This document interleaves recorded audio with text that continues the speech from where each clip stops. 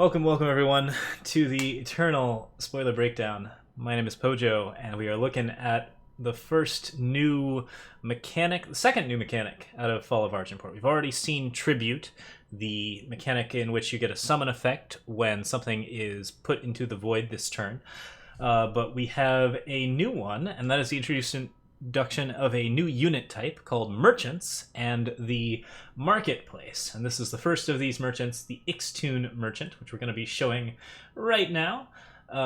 This card is a 3/3 Overwhelm, 4/3, and Fire. It has Overwhelm, as we've just said. And the summon ability is you may choose a card from your hand to swap with a red card in your market. Red cards include things like Fire Sigils. So what is a market, you might ask? Well, a market is, it turns out, a new zone, a 5-card sideboard that you make yourself when you put in the Ixtun Merchant or any other merchant into your deck. So when you create your deck, you will create a 5-card market, which can consist of basically any number of cards. You can put in anything you want. You can't go over the 4-card limit, so if you have 4 of a particular card in your deck, you can't put any extra in your market. But if you have 3, you can put 1 in. If you have 2, you can put 2 in, or so on and so forth. I think you can actually have only one unique card in the market, so like one of any particular card. So 3 and 1, but 2 not and 2. 2 and another 1. So yeah, basically what Ixtun Merchant allows you to do is stock particular cards that may be useful to you, and then when you play Ixtun, you get to swap something out of your hand for that card, and that card might be a better draw for you, or an important combo piece, or something along those lines that really, really helps you out.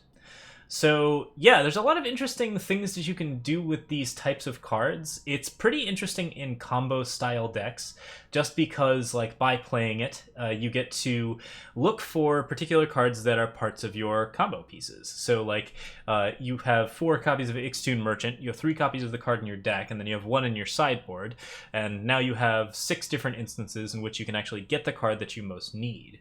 You can also use it, of course, to look for particular answers or particular things that you desperately need to solve problems. So, for example, if you're using Ixtun Merchant to pull a fire card, you can pick up, say, that Flame Blast that you absolutely need, or you can pick up a goodness, the Boar, which is the card that actually destroys relics when you're in problems, when you're having issues with relic decks. Basically, you can pick a lot of different things. You can also store power cards in your deck, so if you want to store a red power card, and you probably should, actually, in most situations, depending on what it is that your market is doing, then you actually get the ability to grab that on 3 and pick up your 4th power on the turn that you need it by swapping out some other card. You can swap cards into your market and then swap them back out again if you so choose to. That's not really the optimal play, but it might be something that happens in the course of a game with a bunch of merchants in them. And yeah, like overall, like there's just a lot of interesting things that you can do with this type of stuff.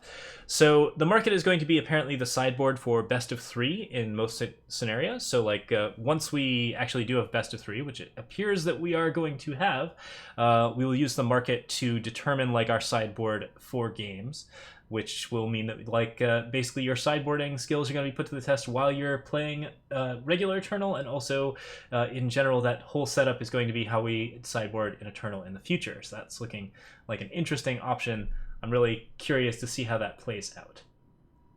Okay, let's read down all the rules of the market stuff, because there's actually quite a few of them, and someone was nice enough to list most of them. I think we talked about most of the important ones. Like we do have the unique ability, or the unique card, you can only have 1 of each.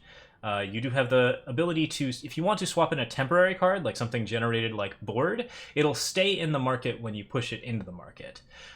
In draft, your market is made out of your drafted cards, which means that like you get to create a small sideboard out of your draft pool, which is really, really cool. Cards in your market are never affected by any gameplay effects. There's no attacks that do anything that can stop it. You can't sabotage it out. You can't subvert it, anything like that. And yeah, like you can do Oh, and the last thing that's actually really important is that it does draw the card that you are marketing. So basically, any single card that you get to draw off of the merchant, like it actually does trigger fate effects, which means that if you choose to market, say, a Nyctotraxian, then you can always just pick a random card out of your deck, or rather create a random card by swapping something in and playing around with that. So that's pretty cool stuff. Merchants are not in Forge, so you'll never find the market in Forge, but overall, like, you should get pretty much everything you need, like, to get things going, and yeah, it's looking like a pretty exciting thing. All right, and is it a unique card? I can't remember that part, but yeah, looks like it is a unique card. So okay.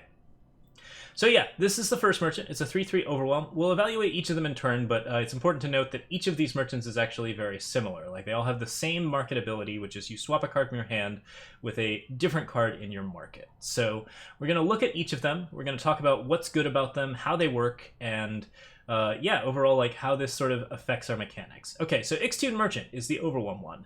The summon abilities that you can choose for fire, and yeah, it's got a 3/3, which is one of the best stat lines. I think it is the highest stat. Yeah, it's the best stat line out of all of the different merchants. It has the most stats out of the lot of them. So this is the really aggressive merchant, and the thing that is probably most good at picking out of your deck is weapons, just because it has Overwhelm, which synergizes pretty well with weapons, and you can pick up a lot of good things that are actually going to be really helpful for you in Rakano setups, in Skycrag setups. You can do things like basically grab your Hammer of Might when you need it. You can grab a particular weapon that might do something really good for you. For example, you could use Ixtune Merchant in a situation where you know that your opponent's not doing any sort of like anti-creature stuff. You could grab like a Beast Caller's Amulet and put it on the merchant so that you can grab that and Stone Scar. Or you could basically pick any particular weapon that you might really want and then use that to set up. Or if you want to play for like some... Oh yeah, you can't grab a Beast Caller's Amulet. Fair enough. But yeah, you can grab like a lot of different cool weapons with this, or a lot of cool relics with this. You can hold on to good fast spell tricks. You're obviously going to be wanting at least one Relic Destruction card of some kind in your market, because there are a lot of good Relic Destruction cards, and Fire almost never runs these because basically they can't afford to waste a slot on a card that doesn't do anything other than destroy relics. But if Ixtune Merchant wants to grab a Furnace Mage or a Boar or a Ruin, then that is absolutely acceptable, and indeed she can save herself from, say, a deck that's running Auric Runehammers by doing that. You can play her on 4, she will have the 1 power left to ruin Auric Runehammer, and you will not get 2 for 1 by Auric Runehammer. How exciting does that sound? That seems like a pretty good deal. You can use this to pick up Flame Blast for lethal. You can use this to pick up all sorts of good things. But the main thing that I think that she does synergize well with is the just overall weapon base, because that is something that she can actually take advantage of with her Overwhelm ability. She's a pretty well-statted unit. 3/3 Overwhelm for 3 is just on the shy side as far as stats go. Like, there's a 3/3 Warcry for 3 that I would actually play. There is a couple of other 3/3s for 3 that are on the reasonable side, but cards like Rebel Sharpshooter, which are pretty situational, don't really ever make the cut in ranked. So this card is not necessarily going to be perfectly tempo efficient, but it synergizes so well and it gives you so many other options that I do see this being run in most Fire decks. You can certainly pick it up for, like, yeah, you could do Hunter's Harpoon if you think that your opponent's not going to be doing anything crazy. You can grab like all sorts of interesting options, and Ixtune Merchant is definitely going to be one of the pretty powerful ones. Seems like a really cool one. Okay, let's go in order by... well, just go in order, I guess. Or just go in N order. Next is Windchest Merchant. Windchest Merchant is a 2/2 flyer. The summon ability is the same. It's green. Of the different merchants, I'm not sure if this one is actually as strong as the other 4. A 2/2 for 3 is actually pretty understated. The flying ability is relevant, but it's not as relevant as it would be on a larger unit. Like, even if it were something that could actually like throw out some different stuff, like if this were like a 5-cost 4/4 or something like that would be something that could actually pressure. But a 2/2 flyer usually doesn't push across the damage that you need for lethal, so the flying ability is not moot, but definitely a little bit harder to work with. I would say that this card has the weakest stat line of all of the 5, or at least in terms of what it does and what kind of utility it has in an Argent Port or a Shadow or a Justice deck. So But a 2/2 flyer is nonetheless something that has some good evasion to it. The stat line's actually not terrible, and like it is definitely at least doing enough. And the green ability to swap into your market is probably really, really reasonable. You can use this, of course, to grab lots of good relic weapons, lots of good spells. You can grab protects if you need protects from Feln decks, or stand togethers if you need protection from like any sort of like removal-based stuff. You can use this to grab cards like caltrops or weird junk that might actually help you out against like the opponent's Crown Watch Traders or Impending Dooms. You can use this to grab silence effects when you need them, which is really, really useful. Justice has a lot of different interesting toolkits, and that's pretty cool stuff. You are correct in noting that this person, someone is noting that this person is a tinker. That's actually one thing we didn't talk about. All of these merchants appear to have a different faction of their own, or at least have like some place that they are coming from. None of their names correspond with any sort of feeling, or they're not adjectives. They are clearly place names, which would indicate that these guys are potentially from Eternal Shards or Wedges. So we could see like 3-color pairing factions that might actually be, these might be the first cards out of them. So Winchest might actually be a place, and if it's a place that the Tinkers come from to go to Argenport and do all of their cool stuff. And like Ixtun might also be an option. So yeah, there's some cool lore stuff going on there. That's something to note. Tinkers from Winchest. We'll see if that's going to be a thing. Yeah, this one is probably the weakest of the 5, I think, but it is really pretty decent, and like just a flyer is always solid. I don't think that any of the merchants are specifically bad. I do think that this one is on the weaker side, but like green has such a strong suite of skills that it kind of has to be. So like the different things that green can do to balance out the scales means that this card could be really, really unreasonable if it's any higher statted. But pretty sweet card. So we'll see if green ends up using this one. I think it's definitely on the strong side. Okay. Genev Merchant, 3/2 Aegis. That kind of stat line is really interesting for a couple of different reasons. So this swaps for blue cards, which of course means that you can get counter spells whenever you need them. You can grab Rain of Frogs against decks that you think are slow enough, or unexpected results against decks that you think are spell heavy. You can grab like any number of ridiculous blue cards, including Scourge of Frostholm or Channel the Tempest, to like clear out the late game if you think that your aggro deck needs a way to do that. You can do this to set up some good control stuff. Like, there's a lot of interesting options here. Now, Genev Merchant's stat line is really fascinating because it is actually both pretty well suited towards aggro, and it also has a little bit of control going on. 3/2 with Aegis is actually just very valuable in my opinion. Like, this thing is, for a 3-drop, still undercosted, but it has a lot of pressure. And that means that it plays well with anything that's actually going to be doing like a decent amount of damage. Like Skycrag aggro could probably run this and not feel too bad. It's not as good as a Cinder Yeti or a Vadius, but it does have similar stats to both of those things. And the Aegis ability means that it's pretty removal resistant, which is something that you like in Skycrag because that's sort of how your deck kind of gets across. Genev Merchant is not going to add a lot of damage to that deck, but it adds a lot of stickiness to it, and it gives you the market ability to pick up something that you might need to win the game. So I think that's actually really relevant, and I think that might be where it lands in aggro. However, the Aegis ability is more useful in any control matchup because it means that this card is actually just really hard to kill.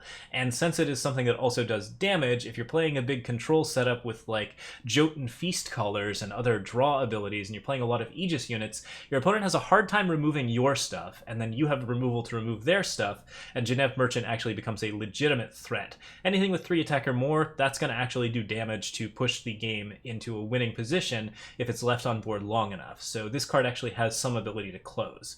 And yeah, that's actually really relevant. I think this one is actually one of the stronger of the 5. And I'd actually think it might be the strongest of the 5, which is pretty cool because Primal is kind of desperately in need of good, strong cards in these types of cycles. So very, very powerful card, and blue is probably the color that most needs this type of fixing because it has a lot of useful things to be going for. Yeah, someone's saying this might be an unseen merchant. Well, it's not unseen. Genev is potentially like an unseen of itself, but like strangers, merchants do not have a second unit type. So, yeah. Yeah, so Genev Merchant, very much on the strong side. The things that you can pick out are really, really useful. I think this card is pretty rad and overall like one of the strongest of the merchants. Okay, Aurelian Merchant. Aurelian Merchant is a 1/4 with +1 maximum power. Things that I like. So this card doesn't have any ability to push or close the game. It is torch resistant, which is pretty useful, and it has +1 maximum power, which is pretty useful. So the card has some interesting benefits. It doesn't belong very well in a lot of the big praxisy things that are running like Heart of the Vault and other stuff, because you often want to be doing a lot of fixing before you can actually get to Heart of the Vault. Like the heavy influence requirement cards decks are going to have a harder time using that ramp to any good effect. If you're playing Carnosaurs and Heart of the Vaults, then it gets a little trickier. You're gonna have to actually like maybe focus down on time as a color as opposed to playing what has generally amounted to like some really ridiculous splash decks to get Aurelian Merchant working. People have correctly noted that this is, of course, a good Chalice target, similar to the green card, the 2/2 flyer. This one can at least get hit once and become a 3/6. I don't think it's particularly ridiculous in Chalice, but it is something that Chalice will certainly want. So, you know, like, I don't think it's going to be much more than a side grade, but the fact that it gives you that extra ability to swap into your market, then yeah, you can do a lot of stuff there. There's some pretty ridiculous stuff happening because Time has plenty of cool stuff. You can pick up silences, you can pick up really, really good Relicate. Like, Time has some Relicate that you simply cannot run right now, but is so amazing. Like the ability to destroy Passage of Eons, which destroys all enemy attachments and silences all enemy units. You can roll Decay just to gain some life. You can roll all sorts of really, really good Relicate. You can roll units that are particularly helpful. You can roll Obelisks if you need them for like particularly good stuff. There's some cool relics that are definitely available, like you can just get all sorts of interesting things out of it. You can even like throw in some weird cards that don't necessarily work very well in most other scenarios. Like if you're playing against an all-red deck, a Towering Terrazon has never been a playable card before, but an Indestructible 7/7 might actually be really good against a mono-red deck, so it could be a thing that you throw into your market just to sort of mess with them. Healer's Cloak, which is one of my favorite sideboard cards ever. It's really, really solid in a lot of cool places, like, and it works really well in Aurelian Merchant in particular. You can do all sorts of cool stuff. Someone's suggesting Pillar of Amar. Hall of Lost Kings. I really like Hall of Lost Kings here because if you know that you're going to be above 25, you can pick up Hall of Lost Kings, and if you aren't going to be at 25, then I think you're totally fine leaving Hall of Lost Kings in the market. You'll never draw it. It's never going to be a dead draw. So yeah, there's some pretty interesting options there. Aurelian Merchant, probably on the weak side, but the +1 maximum power is pretty relevant. We'll see if it can actually stick it and play the ramp ability to get to your 5s.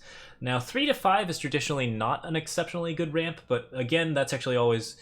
I think I've mentioned this before with cards like Secret Pages. That's always dependent on like whether or not we see good 5 drops in Time in later sets. Like if we see something that's really, really good at 5 in Argenport, this card and Secret Pages become a lot better because they skip from 3 to 5 and you don't have to pay attention to your 4. Traditionally, like, you really want to pay attention to your turn 4 because your turn 4 is Sandstorm Titan, so Aurelian Merchant's ability might not be used all that much unless it gets to stick on board long enough to throw out a Carnosaur or something at 6. So something to keep in mind. Aurelian Merchant's stats are all really kind of painfully awkward, but the fact that it's very survivable and just sort of sticks around means that it's, you know, like, I'd say second from the top.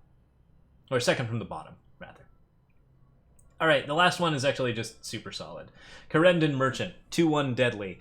Yeah, just a deadly unit, trades with anything. That's really pretty solid for a shadow deck. You're pretty happy with that. The Var's Favor means that it is something that can die to a lot of stuff. Like, the 1 health is actually really quite difficult to deal with, but this is a card that you are using specifically to get a very specific black threat, which you could do any number of things, or rather a purple threat.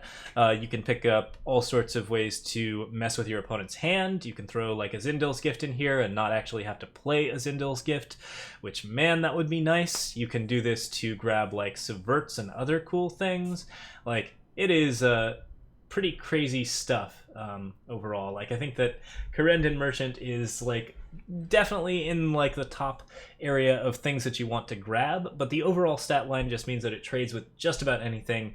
It deals with big stuff in a way that you really like. And yeah, overall, I'm pretty fond of Corendon Merchant. I think it's smack dab in the middle, but it is an extremely good card. And yeah, like, the ability to grab particular shadow cards can be pretty crazy. You can pick up like the really, really late game stuff like Last Word or a Zindil's Gift.